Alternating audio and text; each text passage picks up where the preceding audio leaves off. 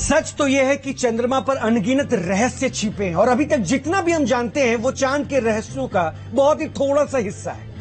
पहली बार कोई देश चंद्रमा के उस हिस्से पर एक्सपेरिमेंट कर रहा है जो धरती से नहीं दिखता है, जिसे चांद का डार्क साइड कहते हैं। विक्रम लैंडर की दोबारा सॉफ्ट लैंडिंग का सफल प्रयोग इसरो के वैज्ञानिकों ने ही कल किया था और आज इसकी तस्वीर जारी की गई है।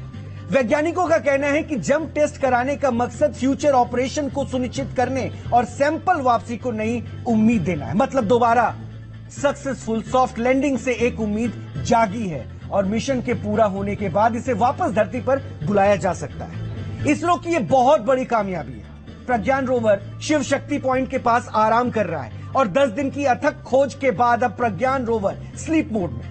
पिछले 10 दिन में रोवर ने 100 मीटर की दूरी तय की है। इसरो ने लैंडर और रोवर के बीच की दूरी का ग्राफ भी शेयर किया और 10 दिन में 100 मीटर की दूरी तय करना आपको भले ही बहुत कम लग रहा हो, बहुत आसान लग रहा हो, बहुत कम लग रहा हो, लेकिन चांद की सतह पर 100 मीटर चलना अपने आप में बहुत ही बड़ी कामयाबी है। और चांद की सतह गहरे क्रेटर यानी गड्ढों से भरा हुआ है। वहां भी छोटे मोटे गड्ढे नहीं है, बल्कि सैकड़ों मीटर के गहरे गड्ढे हैं। और प्रज्ञान रोवर 6 पहियों का है। इसका वजन 26 किलोग्राम है।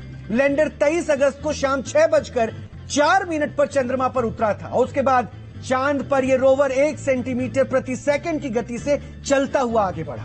यह उसकी रफ्तार थी। वैसे चांद पर अब भी रात हो चुकी, यानी इस वक्त चांद पर रात है और रात में चांद का तापमान गिरते गिरते -200 से नीचे चला जाता है। सूर्य की रोशनी से ऊर्जा लेकर प्रज्ञान रोवर काम करता है। ऐसे में प्रज्ञान के लिए दोहरी चुनौती होगी। रात होने पर सौर ऊर्जा नहीं होने की वजह से पावर जनरेशन प्रोसेस रुक जाएगा और दूसरी तरफ उसे ठंड की भी चुनौती होगी। लेकिन आराम की अवस्था में जाने से पहले प्रज्ञान रोवर ने अपने काम को बखूबी अंजाम दिया है। यानी कि जिस मिशन के लिए चांद की सतह पर वो उतरा था, काम पूरा कर लिया है और इसरो ने अब सुरक्षित रूप से उसे पार्क करके स्लीप मोड में सेट कर दिया है।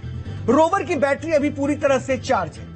इसरो ने रोवर को ऐसी दिशा में रखा है कि जब 22 सितंबर को चांद पर दोबारा सुबह होगी तो सूर्य का प्रकाश और सौर पैनलों पर सीधा उसका असर पड़े, यानी वो रोशनी सीधा उस सोलर प्लेट्स पे पड़े और दोबारा चार्ज वो हो सके। इसके रिसीवर को चालू रखा गया, लेकिन दोनों पेलोड एपेक्स और लिब्स बंद कर दिए गए।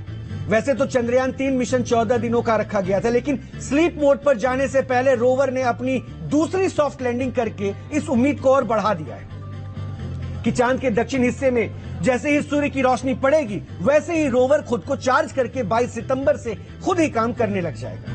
यानी उम्मीदें बढ़ चुकी।